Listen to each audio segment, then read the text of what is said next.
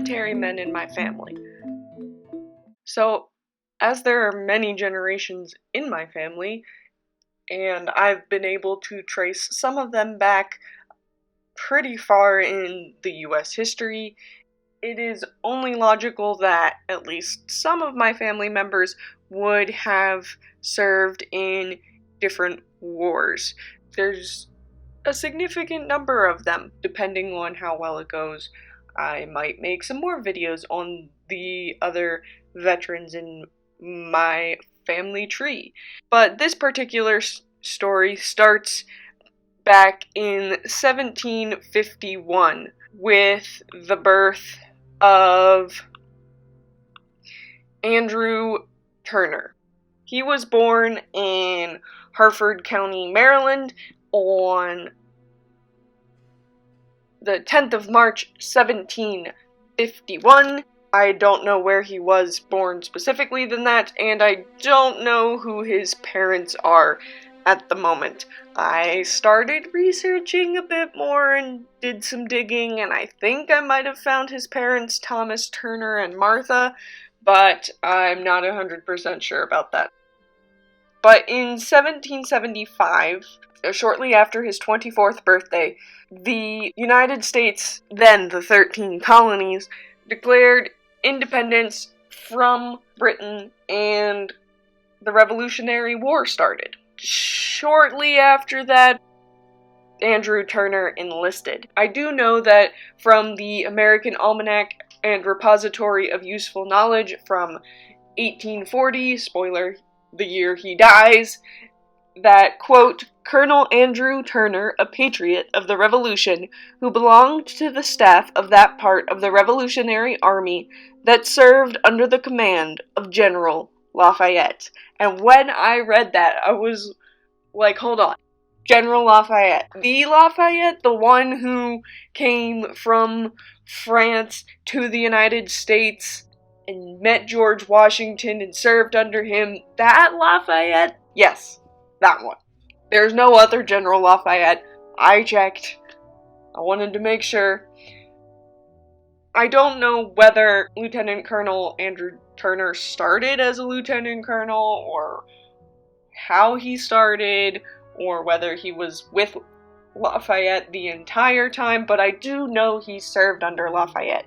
And so that is how I am going to approach trying to figure out what battles Andrew Turner was a part of. We know that for certain Lafayette met George Washington in Philadelphia, and the Continental Congress at the time was a bit uncertain of this Frenchman coming to volunteer to fight in the American Revolutionary War. It seems kind of out of the blue. When he made it clear that he was going to volunteer without pay, they made him a major general. He also quickly gained the confidence of Washington and was made part of his staff. So his first real experience with battle was the Battle of Brandywine, and there the Hessians and English forces fought against the young United States armies.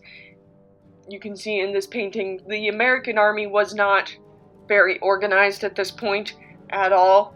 As we know from history, they were just a bunch of volunteers and came from the local militias. They sourced their own weapons for the most part, they brought their own guns, but during this battle, they fought very hard, but General Lafayette was wounded. So after the Battle of Brandywine, Lafayette since he was wounded, went to Bethlehem, PA, up in the north, to be treated for that wound, and then he came back, hopped across to New Jersey, fought a little battle there, not too much going on, and then came back to join the rest of the army to winter in Valley Forge. And there, as you may have known, the winter in Valley Forge was very rough on the United States Army. It was one of the moments where it was tried the most, and one of the moments where General George Washington really shined through, because in these moments it was freezing, these soldiers did not have enough supplies. The Continental Congress was not providing the funds necessary to appropriately clothe and house these soldiers. This is an example of one of the huts that they had at the time. And again, these soldiers did not have enough clothing, so they would often just tie rags around their feet, which clearly doesn't help against frostbite. And at this time, they also started drilling under the commander von Steuben. You can see von Steuben starting to whip into shape these ragtag bunch of men into an actual fighting force. During this time, General Lafayette was ordered to go from Valley Forge to Albany, New York, and there the idea was that he was to invade Quebec of Canada.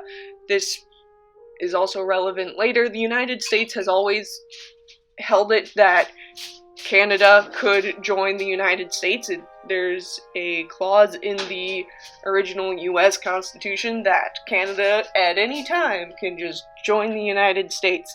That manifest destiny pull was strong right from the get-go. So Lafayette was told to head to Albany, but when he got there, there were not enough men for the invasion of Quebec.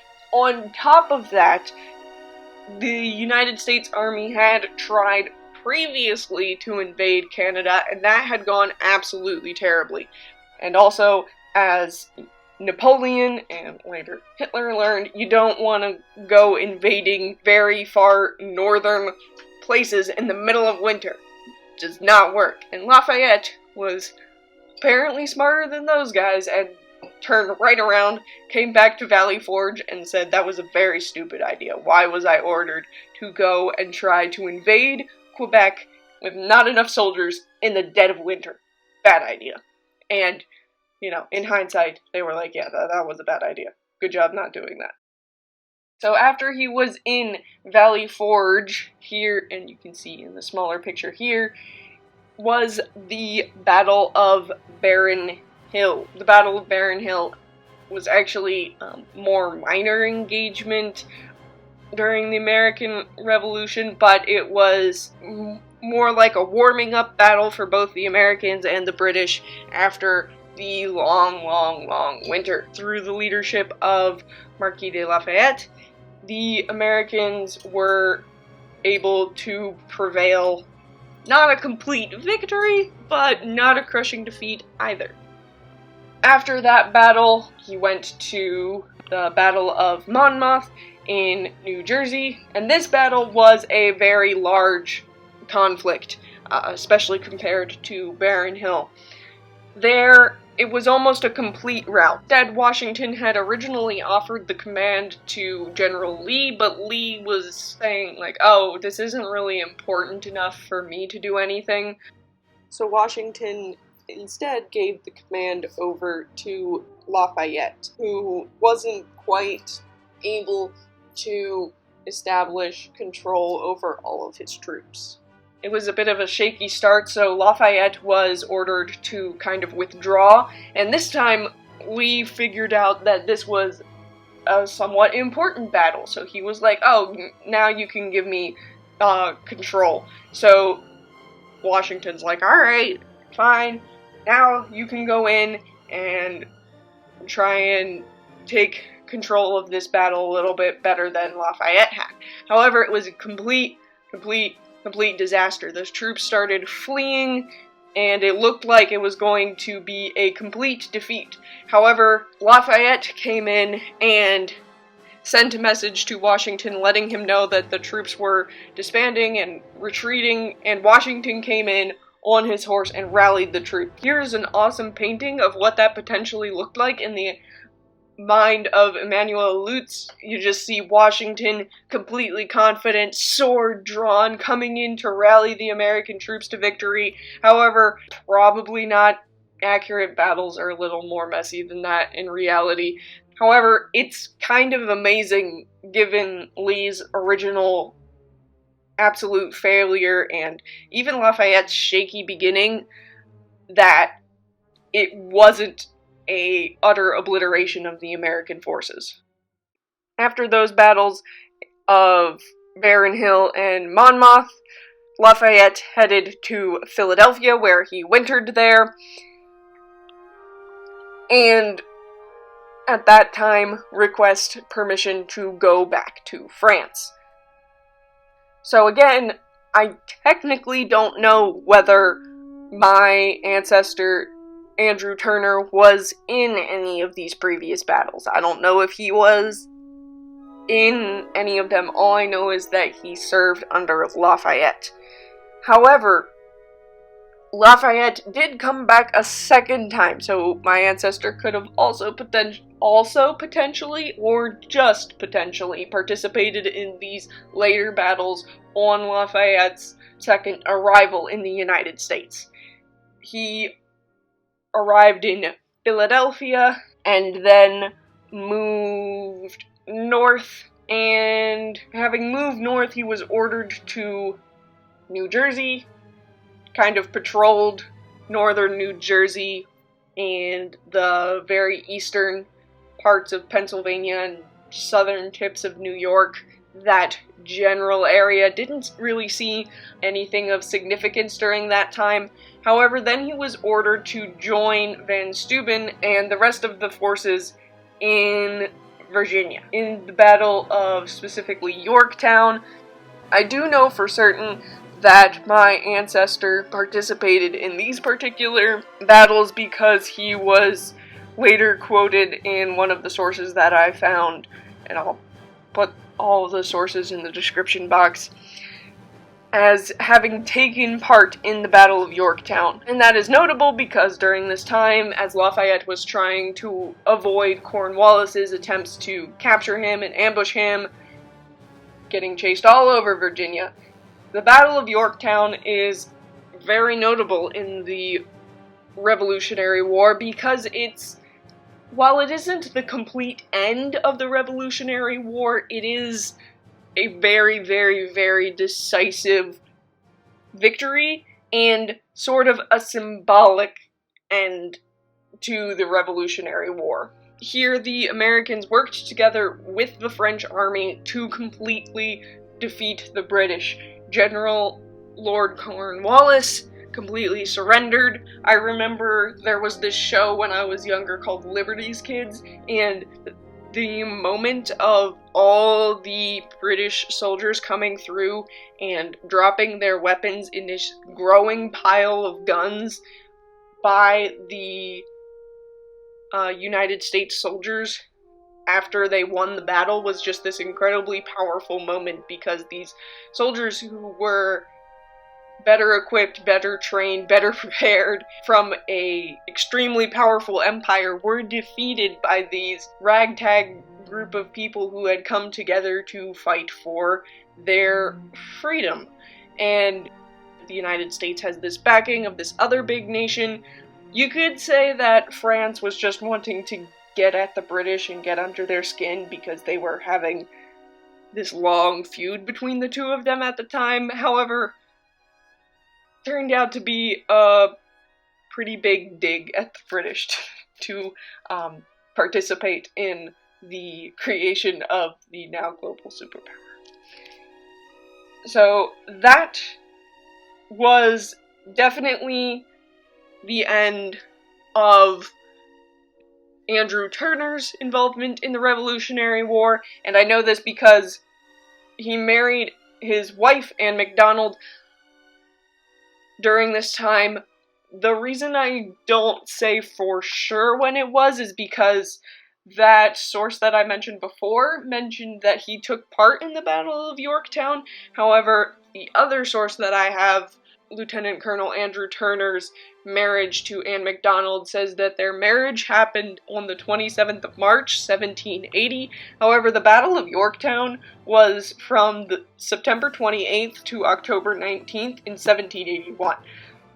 So the dates don't quite match up there unless he took a really quick leave to go marry Anne MacDonald and then returned to take part in the Battle of Yorktown.